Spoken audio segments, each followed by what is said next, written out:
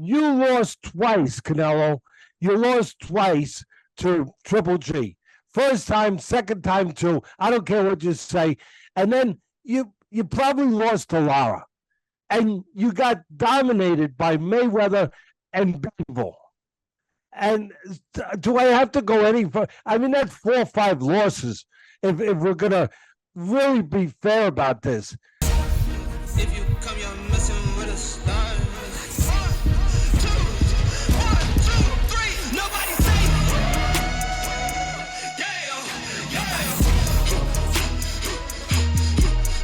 Nobody say.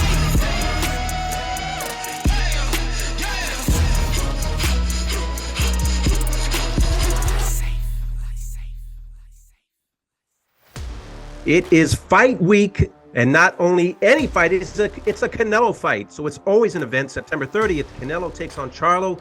Canelo is defending all his belts at 168. It's on Showtime pay-per-view. It's in Las Vegas. So guys, we are talking some Canelo today. This is Deep Waters. I'm George Jakovic with the Hall of Famer Teddy Atlas, with the champions Paulie Malignaggi and Chris Algieri. So Teddy, we're talking a little bit about Canelo, and you know, at ProBox, we really want the fans to interact. So when we do these shows, fans leave comments, and I've been reading a lot of them, and you have struck a nerve with a lot of Canelo fans. I think there's no doubt that he's slipped. He's admitted that he's slipped, but you've also said that he's overrated. And Teddy, the Canelo fans are just, they're in an uproar. There's no wrath like the wrath of a Mexican fight fan. And Teddy, they come out there saying Teddy's biased against Canelo. Well, let's talk about Canelo. And because you have said he is overrated. My question to you is he overrated in a historical sense, or is he overrated for the fighter he is today? Well, let me get right to the point, all right? You fans out there that are going nuts, going a little crazy, all right, no problem. It's obviously your prerogative to think what you think, as it's mine to think what I think. There's no hating here. There's no bias here. Please stop. I've been around 154 years. I used to call fights on ESPN where I didn't exactly like some of the people that were in the corner, but I called it down the middle. I mean, that's one thing that I think I try to be better than that as a father, you know, as a husband, as a fight person, as a professional. You care about your reputation. You care about saying things that are not attached to anything personal, just professional, just what you believe, because your reputation is going to stay a lot longer than you're going to stay. So I take that very serious.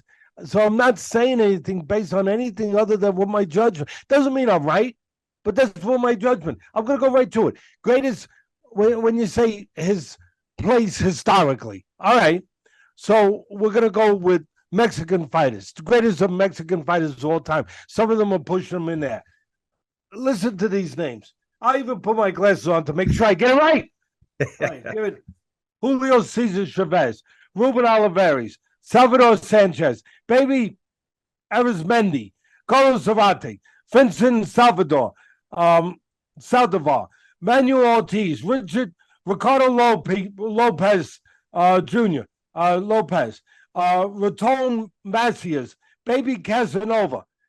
That some of you fight fans out there, some of them I'm going to take a chance. You don't even know who they are.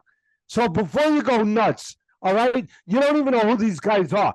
Check them out. See who they fought. See how many fights. See their longevity. See how great they were. And then go to the modern era. I didn't even get there. Juan Marquez, Eric Morales, Antonio Barrera, and then a guy named Canelo. All right. That you're going to tell me that Canelo, if you do your proper work and you understand that these fighters' place in history, what their resumes are, if you understand that, you're going to tell me that Canelo belongs on the top or near the top of that? No. I'm sorry. No. I don't think he belongs on the top of them modern day fighters. Juan Marquez and Antonio Barrera, Eric Morales. Maybe you push him up there above Morales. Maybe. But I don't think so, because Morales, the fighters that he has fought, and he fought, are just better, and the way that he performed with them. You lost twice, Canelo. You lost twice to Triple G. First time, second time to, I don't care what you say. And then you probably lost to Lara. And you got dominated by Mayweather and Bivol. And do I have to go any further? I mean, that's 4 or 5 losses. If we're going to really be fair about this, there's no doubt how influential he's been, that he's been the goose that's laid the golden eggs, that he's brought massive numbers to the pay-per-view, that he's helped other fighters that are fighting him, like Ali did back in the day. If you fight him, you get paid more, like Tyson did. If you fight him, you get paid more. No, he did all those things. And I'll tell you something else. No doubt that he's improved. He got better over the years. He did. He got better. But to put him at the top of the heap with the great tradition of Mexican fighters, the ones that I just mentioned, no, that is blasphemy. You lost twice, Canelo. You lost twice to Triple G. First time, second time to, I don't care what you say. And then you probably lost to Lara. And you got dominated by Mayweather and Bivol. And do I have to go any further? I mean, that's 4 or 5 losses. If we're going to really be fair about this, there's no doubt how influential he's been, that he's been the goose that's laid the golden eggs, that he's brought massive numbers to the pay-per-view, that he's helped other fighters that are fighting him, like Ali did back in the day. If you fight him, you get paid more, like Tyson did. If you fight him, you get paid more. No, he did all those things. And I'll tell you something else. No doubt that he's improved. He got better over the years. He did. He got better. But to put him at the top of the heap with the great tradition of Mexican fighters, the ones that I just mentioned, no, that is blasphemy. That is really, I mean, that is just, again, you're already insulted. I can't go any wrong or any further wrong, right? That's ignorance. That's just ignorance, because you don't understand what you don't understand. When it comes to rating this particular fighter, and I know the tradition of Mexican fighters, how great it is, how deep it is, and I know how passionate your fans are. I get it. I understand. Oh, by the way, you know what fan is? It's short for fanatic, right? Mm-hmm. You do understand that. So you are a little crazy. So, and you got the right to be crazy. You got the right to be crazy and to get mad at me. Yeah, because I'm saying that you're beautiful, Canelo. Cinnamon, he is not quite as cinnamon as you want him to be out of the mouths of everybody. Okay, that's your right. You could be pissed off. I get it. But I'm just stating again, no bias. No, just facts. What was that movie? Paulie loves those TV shows and those movies. What was that one years ago, that TV show, Dragnet, with those two detectives? Just the facts. Just the facts, sir. Just the facts, ma'am. Just the facts, ma'am. There it is. Chris came through. Just the facts, ma'am. Well, there you go. Last week. There you go. So that's coming from your mouth, Teddy. There's no bias. This is Teddy's opinion. And by the way, Marquez and Barrera, two of the names you mentioned, they work at ProBox, and I think they might agree with you. But Chris, when you hear those words and you throw the word overrated out, what's your response to what Teddy had to say? Well, I mean, even with Teddy prefaced it very, very intelligently. He said, "Well, overrated compared to what?" And that's really what you need to talk. You need to have some context with this kind of discussion. Is Canelo a great fighter? Absolutely. Is he an all-time great? I mean, it's hard to say because he's not done yet, right? You really can't rank a guy until his career is truly over. But he's gonna be up there. He's gonna be talked about, and it's not only because of all the titles, but a lot of it's the weight classes, his ability to move up. He's beaten big names as well. Yeah, sure. He definitely has his losses. You'd mentioned the modern day errors. You mentioned Juan Manuel Marquez, who honestly, at this point, I would rate above Canelo as well. But you mentioned losses, Teddy. Marquez has 7 losses. He got dominated by Mayweather as well. But it happened to Mayweather. It happened to Canelo when he was 23 years old or 22 years old. And a lot of, the Lara fight was very early on as well. I was 23 years old. There was a stretch there for Canelo, man. You got to tip your hat to him when he did that. And granted, not all of them were top guys, but he had it was during the pandemic. He had the Callum Smith, super dangerous guy, and he made him look very ordinary. Then you had Yildirim, just to keep busy fight, but he did what you're supposed to do with a guy like that. Billy Joe Saunders, huge fight. Billy Joe's a really tough guy to look at against. No one's really done it. And Canelo breaks his face and blasts him out of there, gets 80,000 people on their feet. I was in the room for that in Dallas. That was awesome. And Caleb Plant, super capable guy, and walks him down, beats him up, gets him out of there. That was another really impressive night. And it was a very impressive run. And then on the tail end of that, we've got 3 fights in a row that were just duds, right? We've got Bivol, he gets dominated. With Bivol, he never beats. It's one of those matchups. Triple G, he comes back, but he apparently injures his hand in that. But still, they both look like they phoned it in and were collecting checks. And then he comes back and he fights a very capable John Ryder, who no one looks good against, and he struggles at the end. He gets hit with more punches than you expect, but still dominates.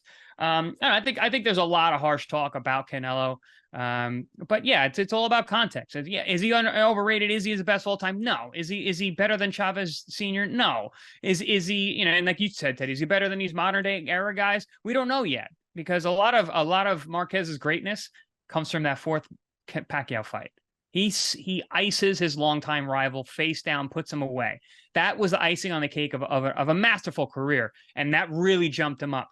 So you gotta look at Canelo after he retires to really take in his career in its totality, because something like that can happen. He can go out there and go ice Charlo, and you're like, whoa, or he gets or he goes and beats Benavidez. These are all hypotheticals, of course, but I think he still has a lot to do. So placing his greatness really can't be done yet. And these people who are trying to throw him out there as, he's this or he's that.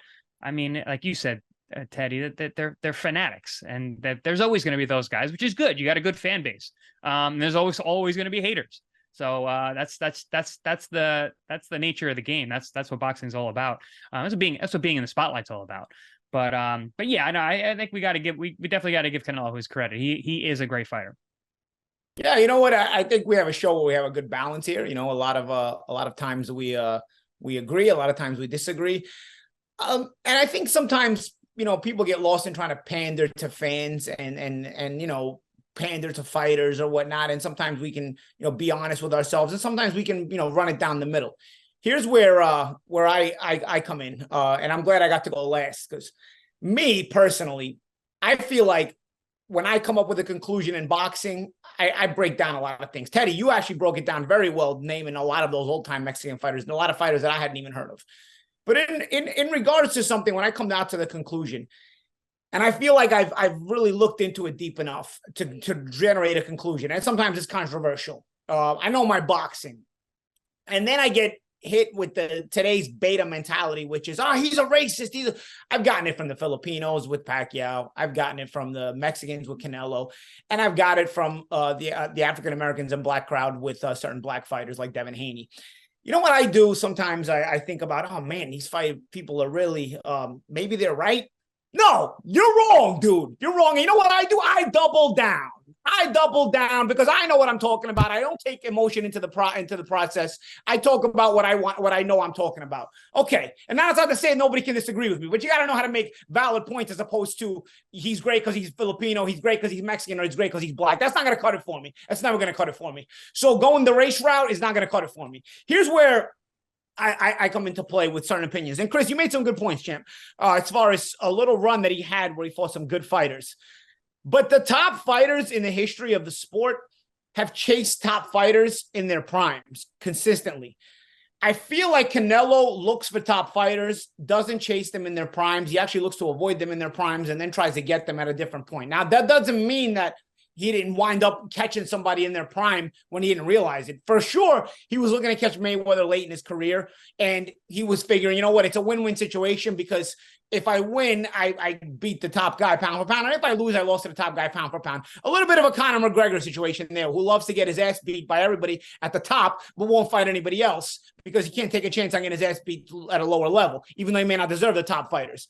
But that was at least Canelo early on. then he, as he moves along, the avoiding Golovkin in the rematch after the second fight is almost unforgivable, considering that he probably didn't beat him. On the third fight, he probably didn't beat him either of the first 2 times and got that decision and then ran away with it. You know what I'm saying? If he would have lost the second fight, he would have been asking for a third fight, and Golovkin would have probably had to give it to him because there's just so much money on the table. They would have probably fought 3 times. You know what I'm saying? Right away or right at that time. But because he ended up getting the win of Golovkin, he ends up making the guy wait till he's 150 years old and then gives him the third fight. And what you said was basically a dance, and they collected a check.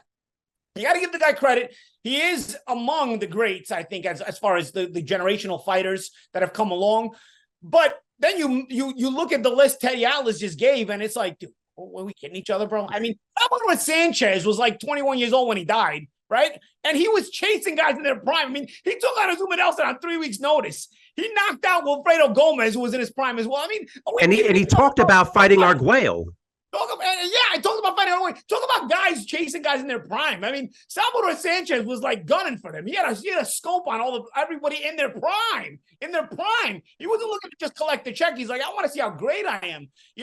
Okay, Chavez, you can talk about a lot of the first 40 or so fights, so probably a lot of cab drivers there. But ultimately, he took on some tough fights, man. Tough fights, and he knew how to be behind, as a Meldred Taylor fight showed us, and stay believing in the win and got the knockout late in the fight. Granted, a stoppage I don't agree with, but he got a big win. Canelo, you notice as he's falling behind in a fight, he mails it in, bro. Have you seen Canelo in a fight where he's hopelessly behind and it's like, you know what, let me go for it? You haven't seen that. You've seen him twice get dominated, and in both of those times, he basically mailed it in as the fight was progressing. Like, you know what, we're just going to take the L tonight, and we're going to go to distance, and we're going to figure out it next time.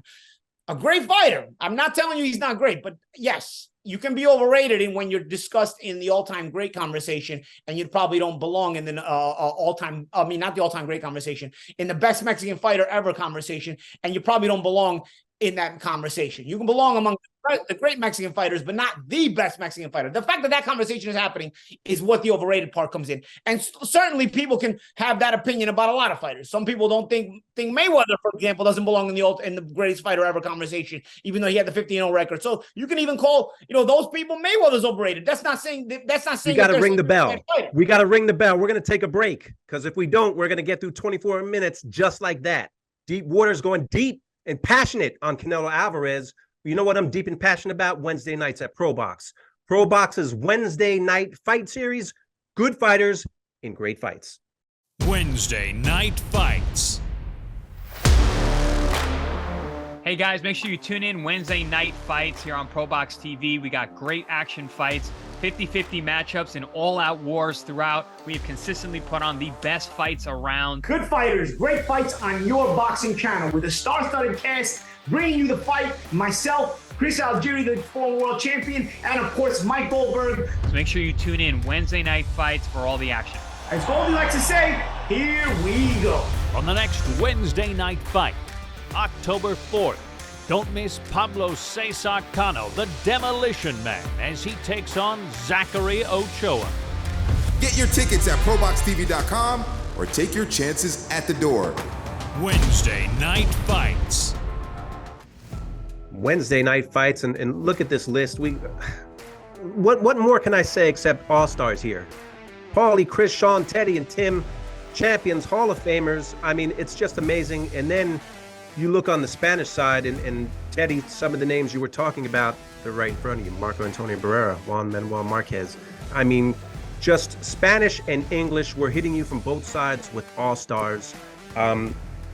Teddy, we're going to talk a little bit later in the show about the Charlo fight, but do you have any response to Paulie? Because I think Paulie's going to be getting some of the heat that you were getting in regards to Canelo. I'm just glad I'm with these guys. That I'm with guys that, what I used to talk about when I describe a fighter that I respect in the ring. I respect all fighters that can climb up those steps and get in the ring. It's not easy to get into that lonely place. Not everyone can do that. And have to wait to think about where you're going before that. But it just made me happy I'm with them, because I would always say about fighters, you got to be tough, but you got to be smart too. And you have that combination with these guys, whether they agree or disagree with me. It's just good to be with people that will tell what they believe to be the truth and that are not influenced by as Paulie touched on, any of the things out there that can influence you to try to go along to get along. There's too much of that crap in this world anyway nowadays. Tell the truth. And I think the conversation was honest. I think it was earnest. I think it was accurate. I stand to what I said. I think when you put him up against that crew of fighters that I talked about, that he is overrated.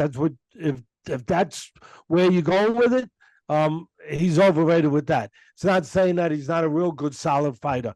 I think sometimes we use the word great too fast, especially in our time, because we love to say people are great while we're around, because it makes us be a witness to that greatness sometimes. But I obviously he's a real solid fighter, and I gave him credit. He's gotten better. You guys made a great point. He was 23 years old in some of those fights. They made great points. He's gotten better. He's progressed, but he ain't as good as those other guys on that list. Okay, I'm done. I'm sorry. My guy in my ear, the guy in the ear, the great producer, he said, Teddy, you got 90 seconds. 90 seconds. I don't say good morning in 90 seconds. How the heck? Well, guess what? Neither does Paulie, and somehow we do these shows in 24 minutes. Let's take a look at the new contributors to the ProBox TV family. Man, it's an honor and a privilege to be a part of this beautiful panel, man, you guys got going on. Thank you. A lot of the fighters that I see that fight on ProBox, either they were on top at one point, got knocked off, and they're trying to rebuild. Then I see a lot of young little prospects that are coming up. It's for the die-hard fans, man. People that just love watching boxing. All the matches are always competitive, and they put on great shows.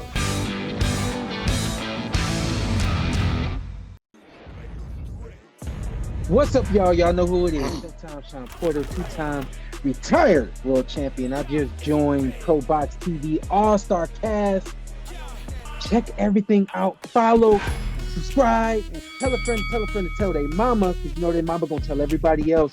Click the link below where you want to be, ProBox TV. Get him out of that closet. It's funny, during that commercial, Teddy said, get Sean out of his closet. Tim Bradley. You gotta love a fighter. You gotta love a fighter that's got the confidence to do a show from a closet. And has a big enough closet to do one. Wow. Tim Bradley, who you trained, told him the same thing. And guess what? The next show, Sean was out of the closet. So there you go. Guys, we're running short on time. So I think everyone, including Canelo, has agreed that he is slipping. Let's talk really quick about the Charlo fight. Paulie, start with you. It's fight week. Do you give Charlo any more of a chance now than you did a couple of weeks ago? Yeah, I mean, I don't know, man. I mean, because I'm not in Charlo's head. He's never really shown me that he can control the emotions the way he needs to. He did fight a more disciplined fight in the rematch against Castano. I think he's going to need to show some of that and then some. And that's not easy to do against a Canelo crowd that gets you really charged up. And the emotion of the entire moment is that big. I will close out by saying this. I like a lot of people that get emotional about these conversations. They see everything in black and white. You know what I mean? It's either one way or the other. This conversation is more in the gray. You know what I'm saying? Because Canelo can be certainly discussed as a great of this generation, even if we don't agree that he belongs in the conversation of the all-time best Mexican fighter. And so that makes it a gray area, because nobody's denying his greatness. We're just denying how great he may be, or he may be considered to be, based on some emotion by some of those fanatics. And so that doesn't mean there's any disrespect towards the accomplishments of such a fighter. And that doesn't mean there's no gratitude for what he's done for the sport of boxing in his generation, bringing so much attention, doing the things he's done. But that's as a fighter, that's where I stand. In regards to the in the Charlo fight, George, the question, I'm going to answer the same question you posed to Paulie. Listen, if he leaves the emotions at the door, the big fight feelings, what the champ Paulie Malignaggi just brought up, and he packs his discipline and packs some extra discipline, and he goes out there and he boxes a smart fight and looks to score and win rounds and bank rounds and keep boxing and frustrating Canelo. Yes, Charlo can win this fight. Does he do that? That's why we fight the fights. Eddie Atlas. Yes. Look, he we'll leave the overrated stuff in the closet. You know, Sean will take that care of that. He'll package it away somewhere. Let's get to the slipping part. I ain't going back on that. I'm not going back on the overrated. I'm definitely not going back on it. He slipped. Canelo has slipped. He's not as busy as he used to be. Look, some of it might be psychological, some of it physical. Psychological, what do you mean, Teddy? Well, where he's made too much money. Where the great Marvin Hagler would say, it's awful hard to get up at 5 a.m. and do road work when you've been sleeping in silk sheets. We're all human. We're all human. I know Michael Jordan never got that way. I know that Kobe Bryant never got that. I know there's people out there that don't get that, but there's people that do get that way when they make too much money. I don't know if that's the case with Canelo, but I know that when you are comfortable, you are less comfortable in taking more risks. That's fair. And I don't see him taking the risk he used to take. He's not as busy. He's not as aggressive. I think some of his physical slippage. He turned pro when he was 15 or 16. He's been around a long time.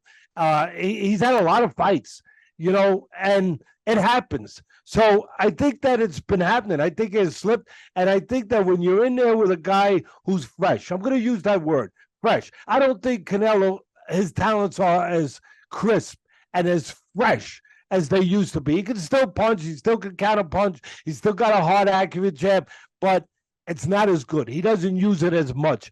And when you get to that point and you're in there with a fresh guy, a guy like Charlo who's fresh and that does have talent, guess what?